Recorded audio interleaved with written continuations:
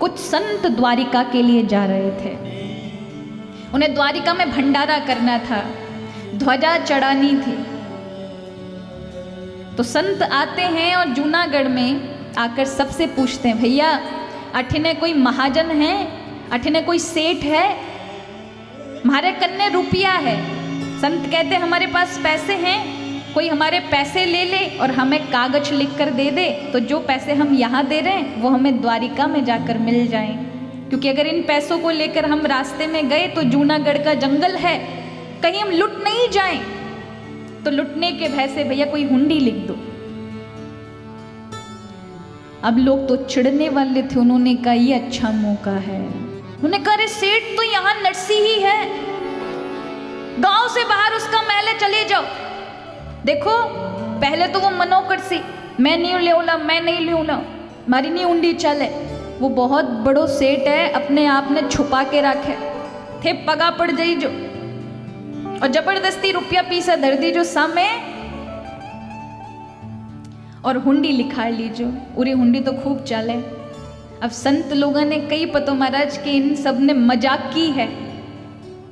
संत लोग पहुंच गए नरसिंह जी के दरवाजे के पास और उस समय 700 रुपए थे संतों के पास। कितने? साधारण इतना पैसा था महाराज, बहुत। 700 रुपए लेकर के नरसिंह जी के महल माते पहुंच गए। अब नरसिंह जी की हवेली को देख के संतों ने कहा सेठ तो बड़ो है, क्योंकि ठाकुर जी ने दी हवेली इतनी बड़ी थी। अब अंदर क्या माल है, खाली है, ये किसी को पता नहीं रहता। यहां नरसिंह जी दरवाजे के बाहर खड़े थे, झान मजीरा ले, और लोगों ने तो कहा था कि वो अपने आप को छुपा कर रखते हैं। संतों ने कहा अरे बड़ा भक्त है, देखो सेठ है लेकिन पर सेठ सो रूप नहीं है। पगा पड़ के भैया कहीं भी करो महाजन जी, सेठ जी थे, मारो रुपयो पीसो ले लो और मारे लिए हुंडी लिख दो।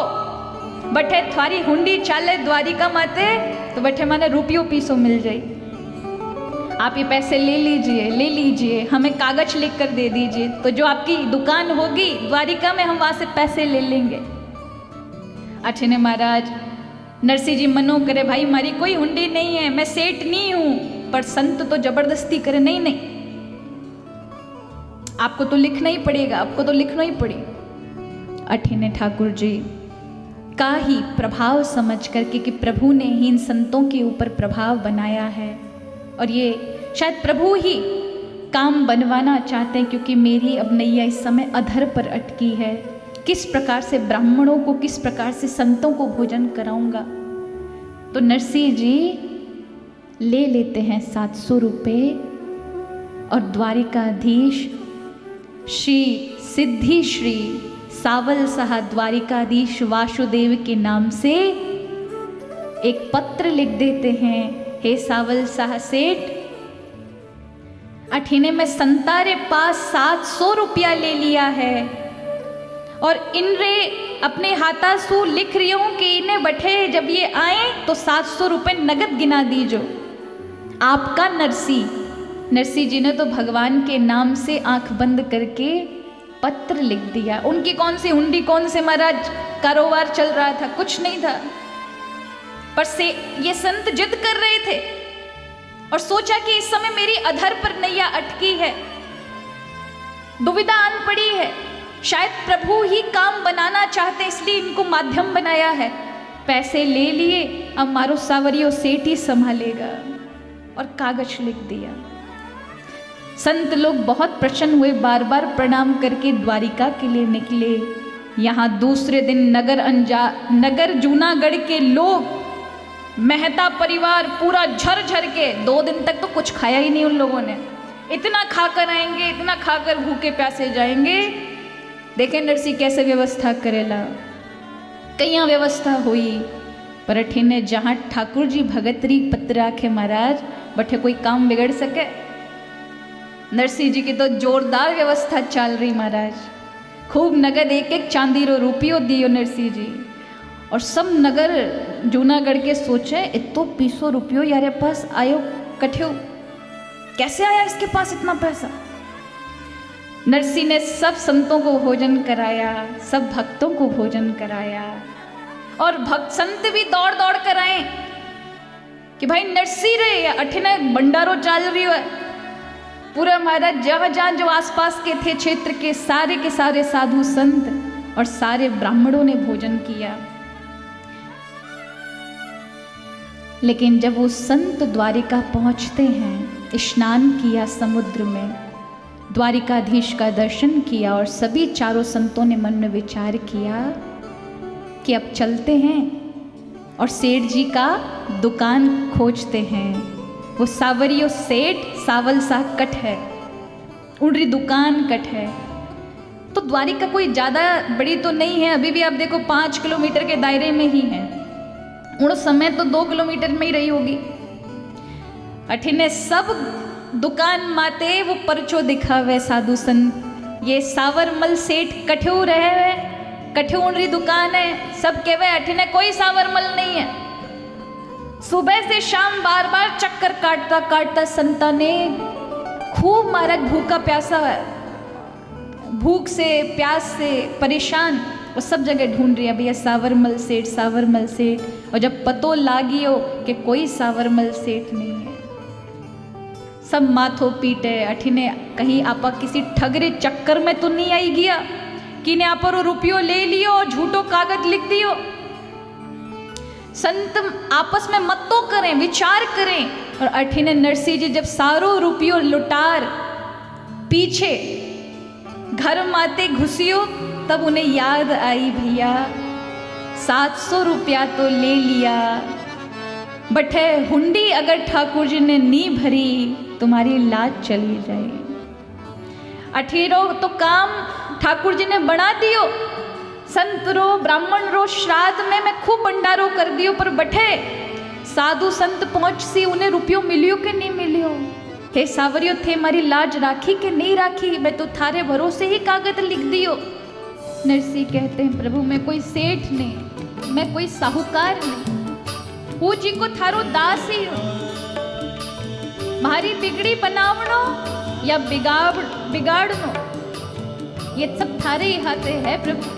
मैं तो थारे विश्वास माते एक पत्र लिख दियो, मारी कोई ऊंडी नहीं चाल रही, पर मैं थारे भरोसे बैठी हूँ प्रभु, थे ही मारी बिगड़ी बनाई जो।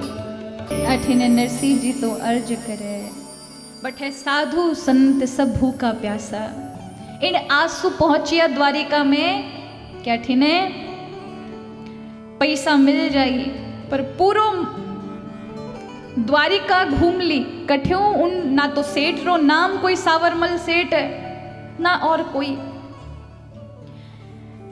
सब संत समुद्र किनारे पहुंचिया, मन में विचार किए भाई अब पक्को माने मन हुई गयो कि कोई ठगरे चक्कर में आपा आई गया। उन्हें आपा रो 700 रुपयो लियो और झूठ मूठ रो यो कागज लिखन आपा रे हाथ दे दियो।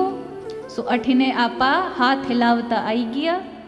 कोई भंडारे वंडारे कोई रियासो मत करो, सीधे चालो और उन राजा रो जठे वो रहवे ठग,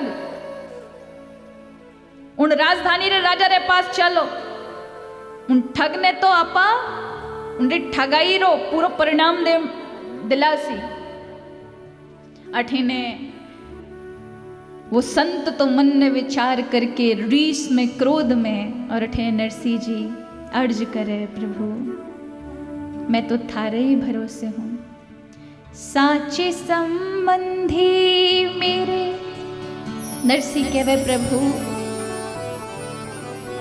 हमारी अर्ज आपके हाथ, अब लाज आपके हाथ है, आप ही के कारण। मैं कहीं अन्यत्र आपारे ऊपर खर्च नहीं कियो, वे सब आपारे आपके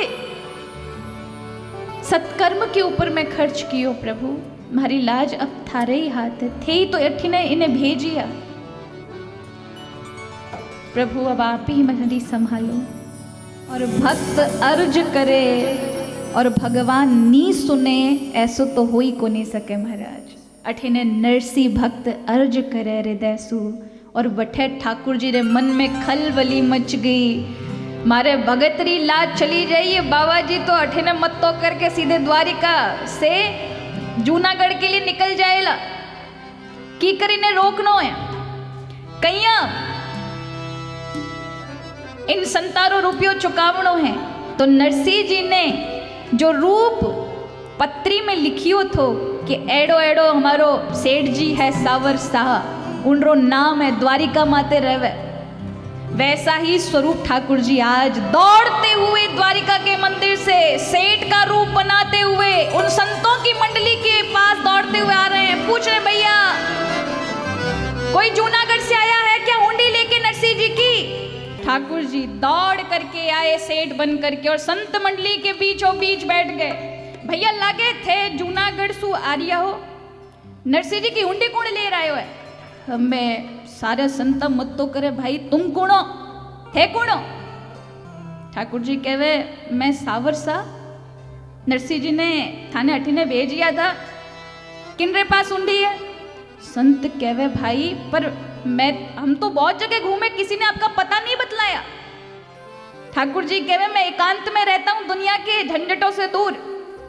अरे मेरो है एको ही वास, जाने कोई हरिदास। मेरा एकांत में वास है, केवल भक्ति मुझे जानते हैं, मेरा पता जानते हैं, हर कोई नहीं जानता है।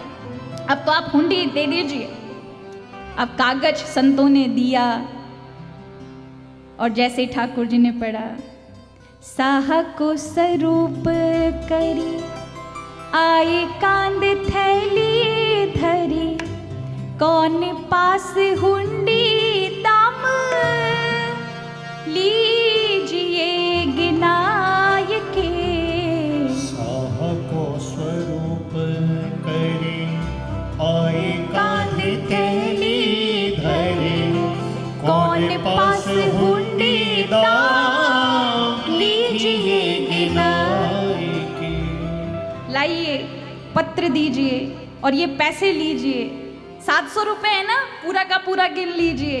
आज नरसिंह जी की हुंडी को ठाकुर जी भर देते हैं, संतों को 700 रुपए गिन कर देते हैं। संत बड़े राजी होते हैं निहार करके। ठाकुर जी कहते हैं देखो हम तो नरसिंह जी के बहुत छोटे से दास हैं, उनका व्यापार तो बहुत बड़ा है, बस वो दिखाते नहीं हैं। थे बठे जाओ तो महरो राम राम कह दीजो, बहुत दिन हो ही गया नरसिंह जी रो दर्शन नहीं करियो है, मैं तो उनरो चाकर हूँ। ये नरसिंह जी तो बहुत बड़ा व्यापारी है, आपारे दिखावे नहीं है कि वो इतो बड़ो सेठ है।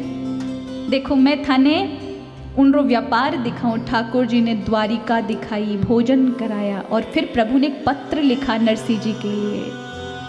आज ठाकुर जी कहते हैं नरसिंह जी आपसे मेरी प्रतिदिन की राम राम, जिस दिन से आप मेरे से गोलोक से गए हो तब से अब तक नहीं देखा, उतने दिन की राम राम। और क्षमा करना, संतों को मेरी गद्दी खोजने में बहुत देर लगी है, उसके लिए बहुत क्षमा याचना करता हूँ, देर हो गई। यहाँ किसी कोष में कोई कमी नहीं है, खूब भंडारा है आपकी कृपा से, तो बार बार हुंडी लिखा करो, बार बार मैं भर दिया करूँगा। आप अपना आशीर्वाद बनाए रखें, आपका प्रिय सावल सहा। ऐसा लिख करके संतों को दिया कि मेरे सेठ जी को दे दीजिएगा। संत भी बड़े राजी हुए। अरे एक भक्त रे वास्ते ठाकुर जी रा साक्षात दर्शन करिया महाराज, ये संत भी धनभागी है। क्यों? क्योंकि एक दिव्य भक्त रे सो जुड़ने रे वास्ते आज इन्हें भी द्वारिकाधीश रो साक्षात दर्शन प्राप्त हुयो। अठिने नरसिंह जी तो मन में दुखी होर बैठा, पतो नहीं ठाकुर जी ने हमारी हुंडी भरी कि नहीं भरी।